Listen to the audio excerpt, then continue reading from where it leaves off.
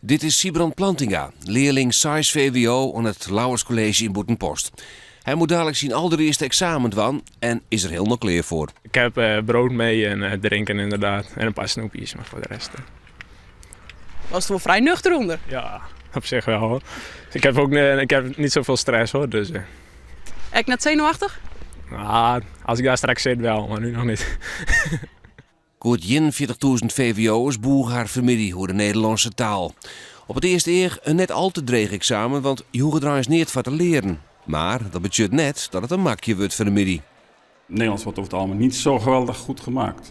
Dat zakt het cijfer, ook landelijk. Dus Hoe kan dat? ja, onderschatten. Vaak. Ja, ook vaak wel moeilijke examens, moeilijker dan ze verwachten. Dus ze onderschatten het, ze bereiden zich vaak niet echt al te goed voor.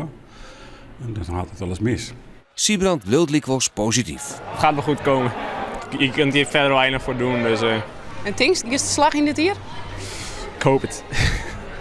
Dat is net zo zeker. Nee, dat is niet zo zeker, maar nee. Ik doe mijn best gewoon en dan zie ik het wel. En dan is Safir.